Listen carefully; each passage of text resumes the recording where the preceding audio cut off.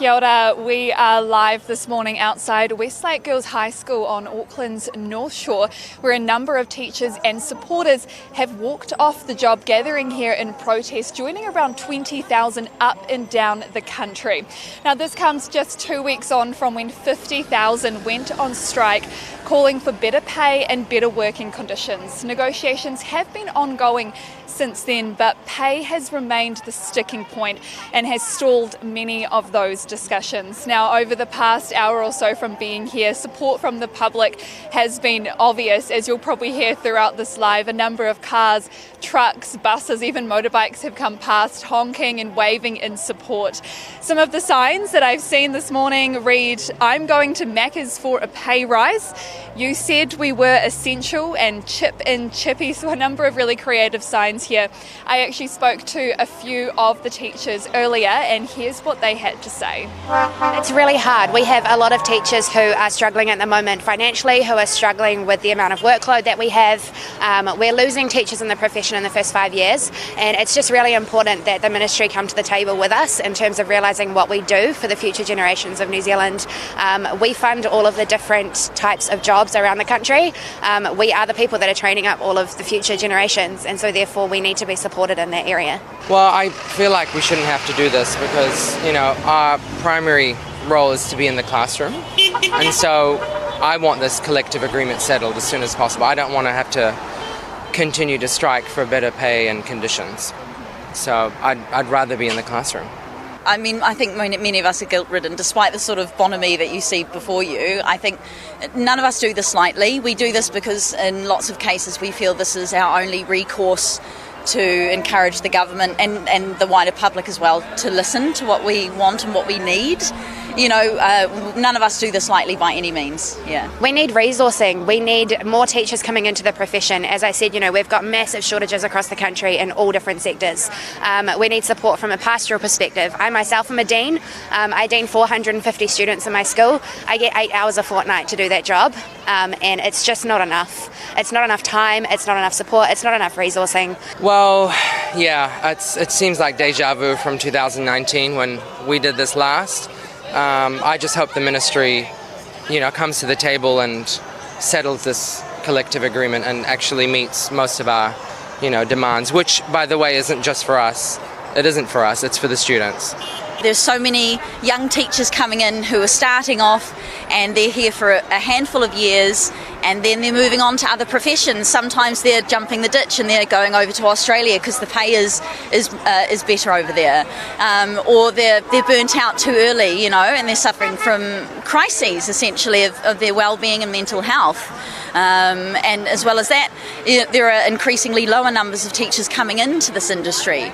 People aren't looking at teaching anymore as a profession that they want to do, and that's worrying because it's the best profession in the world. I mean, I get to spend my day with people who enjoy what they're doing, who are passionate. I get to talk to incredible students and hopefully impart some skills and knowledge there, and I wouldn't trade it for the world, but it gets really hard and it can wear you thin sometimes. Yeah.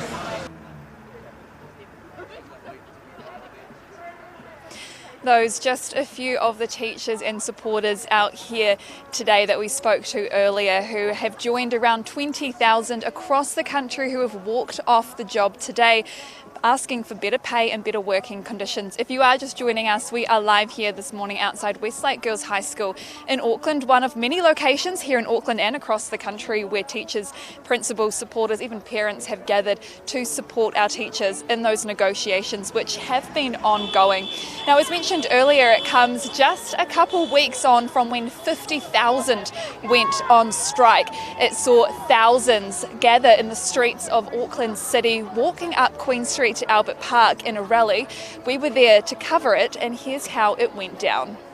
Teachers need to be acknowledged. Principals need to be supported to do their jobs.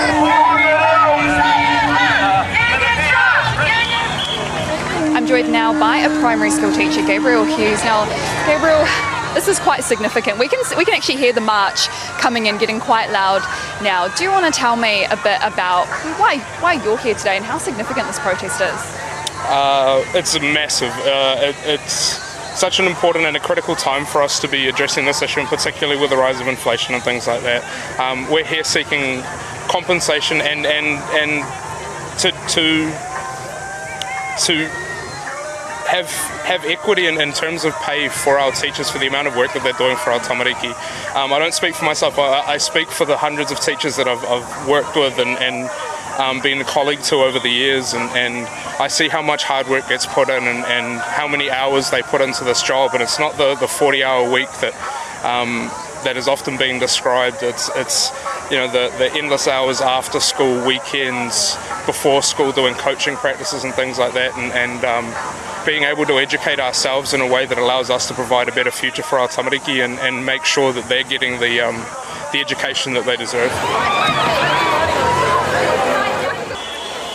We are live here from Albert Park, where thousands of teachers, principals, parents, supporters have marched from Fort Street this morning up here to Albert Park for a teachers' rally, joining around 50,000 teachers and principals who have walked off the job today to protest for better pay and better work conditions. Now, Jane, would you like to tell me a little bit about what you do? I work for Northern Health School, and we look after the students that are too unwell to be at school, so we are very supportive of the whole aspect of supporting. We're part of that whole collective, and we work in a different field and together with them, sort of thing. Yeah, so all kind of working together in that it is, aspect. yeah. And you've got a bunch of teachers here as well behind us. Yeah, we have. So there's a Northern Health School group, part of our large group of 170 teachers that work across the country, across the Upper North Island. Yeah. So what's it been like seeing so many people gather here, and so many teachers as well as just everyday Kiwis and supporters out here backing you? It's unbelievable. We've walked up from Fort Street, every building there's people waving, cheering, and it affects everybody, it does. And like a lot of the placards are really true. What they're saying is that teaching makes a lot of the jobs. It makes it connects everybody. So it's really great to see that support. Yeah, we've been following the march live this morning. We've seen a few of those placards, and some of the messages, as you say, are so true. And definitely, I think, really hit quite deep, some of the messages that I've seen as well. They are, and a lot of students will always remember special moments in their lives that teachers have created, but also the teachers, we've got special moments that we've been lucky enough to be part of in this profession, because it's not a job to us, it's a career, it's a lifestyle, and we all want to be here, and but at the same time it has to have value, and it has to have the mahi behind it, so it is fantastic.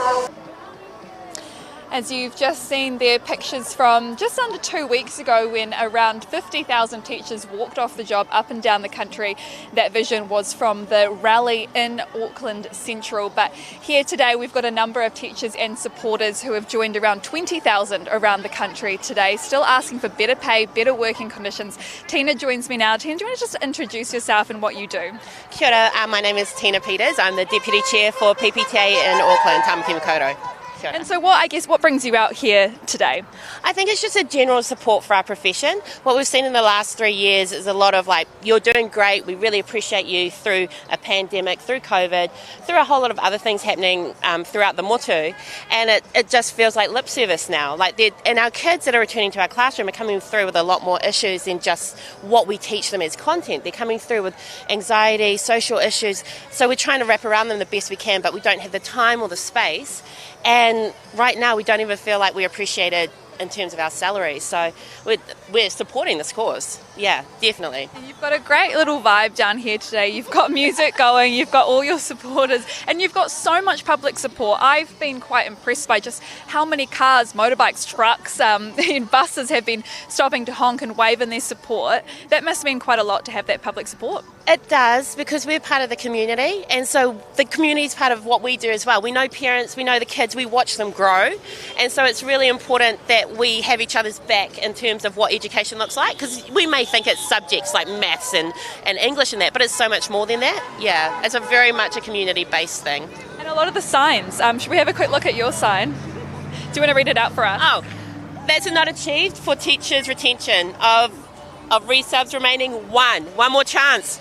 Yeah, there's been some really creative signs here as well, and yeah, it's been really interesting to see. Now, you said to me earlier that this is not the first strike or rally that you've been part of. Do you want to talk me through some of the past ones? Well, 2019 we had the same thing where we were pushing and waiting for months on end. So that we're nearly a year into this negotiation, which started in July last year, and it's just really disheartening that the ministry hasn't really made much movement or doesn't seem that prepared when they come to the table. So we would like a different way of doing this, so we don't have to go through this where we give up our pay, where we give up our time with kids. We've all got assessments and internals due, and rectify it so that we're not going through the same process every 2 to 3 years with the government. Yeah. And you're just about to wrap up here. What's it been like, I guess, over the last, an hour, just over an hour and a half or so here this morning? Yeah, it's been great. So there's lots of people coming through. They're really supportive. We've got a good vibe. We've got some dance moves going on. And we've got like 3 to 4 schools here. So it's awesome. We say girls, we say boys, Carmel, Takapuna Grammar. There's some really, really good support, cohesiveness in our own profession. We all stand for the same thing. Yeah. And going forward, you mentioned before there's been a few strikes now again today.